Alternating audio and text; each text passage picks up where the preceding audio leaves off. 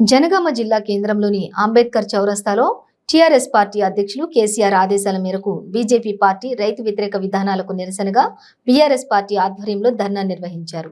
ముఖ్య అతిథిగా Janagama MLA Muthireddy Yadagiri Reddy, MLC Pochampally Srinivas Reddy, station Ghanpur MLA Thatikonda Rajaiah పాల్గొన్నారు. ఈ సందర్భంగా ముత్తిరెడ్డి యాదగిరిరెడ్డి మాట్లాడుతూ బీజేపీ పార్టీ బీఆర్ఎస్ పార్టీ చేసిన అభివృద్ధిని చూసి ఓర్వలేక కక్ష సాధింపు చర్యలకు పాల్పడుతుందని అన్నారు.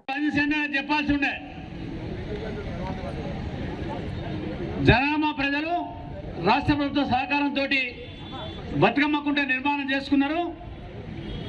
దసరా బతుకమ్మ పండుగలు, శరీర దారుఢ్యానికి జరిగేటువంటి ట్రైనింగ్లు, సాయంత్రం పూట మార్నింగ్ పూట వాకింగ్ ఉన్నది.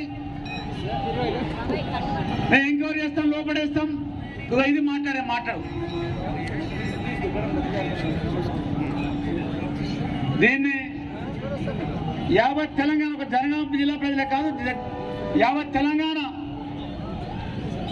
మీ బ్రోకర్ మాటలు, మీ బుడుబుడుకల మాటలు, కిషన్ రెడ్డి కానీ బండి సంజయ్ కానీ అటువంటి మాటలు మాట్లాడతారు.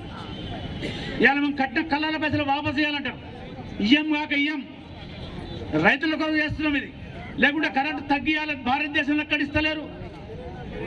మీరు ఎందుకు ఇస్తున్నారు? నిండా తగ్గి గుజరాత్ 7-8 గంటల ఇస్తానం. త్రాగునీరు ఈ దేశానికి ఆదర్శంగా నిలిచిన తెలంగాణ 3-4 ఏళ్లలోనే నదీ జలాలను మరలించి అన్ని గ్రామాలకు మంచినీళ్ళు తాపిన ఏకైక రాష్ట్రం. ఇదే మాదిరిగా భారతదేశం అంతా నీళ్లు తాపాలి అని చెప్పి నీతి ఆయోగ్ అనే సంస్థ రాసి కేంద్రాన్ని సమర్పిస్తే, ఢిల్లీకి సమర్పిస్తే, మోడీకి సమర్పిస్తే ఏమని 20,000 కోట్లు ఇవ్వాలి వీళ్ళకు, భారతదేశం అంతా ఈ మాదిరి అమలు చేయాలని చెప్పి రాసి దాఖలు చేసింది. 20 రూపాయలు ఇవ్వలేదు. ఈ 150 కోట్లు ఇంకా వాపసు కట్టాలని అడుగుతున్నారు. కళ్ళాలు కట్టుకున్న పైసలు దుర్మార్గం. అట్లనే ఏనాడో కాకతీయ రెడ్డి రాజు నిర్మాణేసిన చెర్లు పూడిపోయి, కట్టలు కరిగిపోయి, నీళ్లు తక్కువ ఆగుతున్నాయి. రేగడి తీసి పంట పొలాలకు పోస్తే పంటలు బ్రహ్మాండంగా పండుతున్నాయి. కట్టలు ఎత్తి చేసి బలోపేతం చేస్తే నీళ్లు బాగా ఆగి, బాయిలలో బోర్లలో రీఛార్జ్ అయ్యే నీళ్లు బాగా వెళ్ళి పంటలు మంచిగా పండుతున్నాయి. దీనికి 5,000 కోట్లు ఇవ్వాలి అని చెప్పి కూడా రాసి దాఖలు చేసింది. ఇలా తెలంగాణ పేరు బయటకు వచ్చిందో, భారతదేశం ఒకప్పుడు తెలంగాణ అంటే ఎక్కడుందనే స్థాయి నుంచి తెలంగాణ మాదిరిగా భారతదేశం ఎదగాలని చెప్పి ఇలా అనేక సంస్థలు రాసి దాఖలు చేస్తున్నాయి.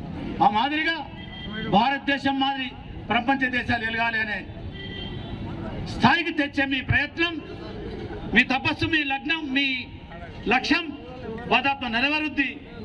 ఈ జనగామ చౌరస్తా నుంచి రైతులను మిమ్మల్ని దీవిస్తాను. ఈ నిరసన దాదాపు ఆగదు. కేంద్ర మెడలు మంచి రైతుల పక్షాన నిలిచే వరకు పంట ఆరబోసుకుంటున్నారు. అది చూసిన మన కేసీఆర్ గారు మన రైతులకు కళ్ళాలు ఉండాలి, ప్రతి రైతుకు ఒక కళ్ళ ఉండాలి, అక్కడే కళ్ళాల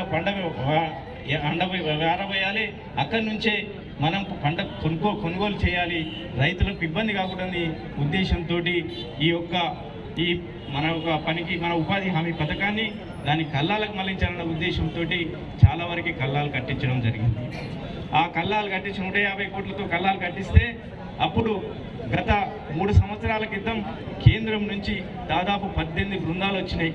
18 బృందాలు వచ్చి మన ప్రభుత్వాన్ని అప్రిషియేట్ చేస్తూ, అవార్డులు ఇస్తూ, మీరు చాలా మంచి పని చేస్తున్నారు, ఈ ఉపాధి హామీ పథకం ద్వారా వచ్చిన డబ్బులను మీరు మిస్యూజ్ చేయకుండా రైతులు కళ్ళాలు కట్టించడానికి, రైతు వేదికలు కట్టించడానికి, మరి వాటికి అన్నిటి కూడా ఉపయోగిస్తున్నారు, మీరు చాలా మంచి పని చేస్తున్నారు, అవార్డు ఇచ్చారు. కానీ వాళ్ళకి ఏం రోగం వచ్చిందో మరి ఏమైందో ఈ సంవత్సరం నుంచి మళ్ళీ తిరగబడ్డారు. మీరు రైతు కళ్ళాలకు ఎందుకు కట్టిస్తారు? మీరు రైతులకు ఎట్లా కట్టిస్తారు? ఇది తప్పు. మేము వేరే ఇచ్చినాం, మేము వేరే దానికి పనిచేయడానికి ఇచ్చినాం, కానీ మీరు కళ్ళాలు కట్టడానికి ఎందుకు ఇస్తారు? మీరు 150 కోట్లు రైతు కళ్ళాలకు ఇచ్చిన డబ్బులు రైతుల దగ్గరికి వెళ్ళి తిరిగి మీరు వసూలు చేయండి అని మన మీద ఒత్తిడి తీసుకొస్తున్నారు. మన వాళ్ళు చాలాసార్లు లెటర్లు ఇవ్వడం జరిగింది. మేము రైతులకు కళ్ళాల కోసం అసెంబ్లీలో కూడా తీర్మానం చేయడం జరిగింది. ఈ యొక్క ఉపాధి హామీ పథకాన్ని వ్యవసాయానికి అనుసంధానం చేయండి. ఈ ఉపాధి కూలీలను ఈ వచ్చే వాళ్ళను మా రైతులకు అనుసంధానం చేస్తే ఈ పనికి హారం పథకం ద్వారా దీని ద్వారా మా రైతులకు ఉపయోగపడుతుందని 2 సార్లు అసెంబ్లీ తీర్మానం చేయడం జరిగింది. అంటే మన కేసీఆర్ గారు ప్రధానమంత్రి కలిసి వివరంగా కూడా ఇవ్వడం జరిగింది. అయినా కేంద్ర ప్రభుత్వం అది పట్టించుకోలే, దాని గురించి ఆలోచన చేయలే. కానీ ఇప్పుడు ఈ 150 కోట్లు రైతుల దగ్గరికి వెళ్ళి వసూలు చేసేయాలని మనకు లెటర్లు రాయడం జరుగుతుంది. మనకు రావాల్సిన 1100 కోట్ల రూపాయలు మీరు ఆ 150 కోట్లు మీరు తిరిగి చెల్లిస్తేనే ఈ 1100 కోట్ల రూపాయలు మీకు తిరిగి ఇస్తామని చెప్పి కిరికిరి పెడుతున్నది. అయ్యా, మీరు 150 కోట్లు మా రైతుల నుంచి మేము వసూలు చేయము. మా 150 కోట్లు మాకు 1100 కోట్లు కావాలి కదా, ఇవ్వాలి కదా. దానిలో 150 కోట్లు మీరు కట్ చేసుకొని మిగతా బ్యాలెన్స్ అంతా మాకు ఇచ్చేయమంటే అది కుదరదు. మీరు రైతుల జేబులకు వెళ్ళి వసూలు చేసి మీ అకౌంట్లు వేసి మాకు తిరిగి కొట్టేస్తేనే ఈ 1100 కోట్లు మీకు తిరిగి చెల్లిస్తామని చెప్పడం జరుగుతుంది. ఇక్కడ మనం అందరం గమనించాల్సిన విషయం ఒకటి ఆలోచించాలి. వాళ్ళు ఏం వైఖరి, మనం సడన్ కానీ ప్రతి విషయంలో కూడా మన ప్రభుత్వాన్ని ఇబ్బంది పెడుతూ మనల్ని అన్ని విధాలు కూడా బాగా ఇబ్బంది పెట్టే ప్రయత్నం చేస్తుంది. కాబట్టి ఒకటే మన లక్ష్యం, మన నమస్కారం తెలియజేస్తున్నా. నా తెలంగాణ కోటి రచనాల వీణ అని దాశరథి గారంటే, నా తెలంగాణ కోటి ఎకరాల మాగాని అని గౌరవ ముఖ్యమంత్రి కేసీఆర్ గారు మరి ఆనాటి ఉద్యమ నేతనే ఈనాటి మన ముఖ్యమంత్రి గారు. కాబట్టి తెలంగాణ రాష్ట్రాన్ని ఏ రకంగా బాగు చేసుకుంటే మన రాష్ట్రం తొందరగా బాగుపడుతుందని చెప్పి మరి ఎద్దేడ్చిన వ్యవసాయం, రైతేడ్చిన రాజ్యం బాగుపడదని చెప్పి అది మనసులో పెట్టుకొని తను రైతును రాజును చేయాలి, రైతు వ్యవసాయాన్ని పండగలాగా చేసుకోవాలి అని చెప్పి వ్యవసాయానికి పెద్దపీట వేసి రైతు పక్షపాత ప్రభుత్వంగా బీఆర్ఎస్ ప్రభుత్వం నిలుస్తుంది. దానికి అనుగుణంగా రైతు వ్యవసాయాన్ని పండగ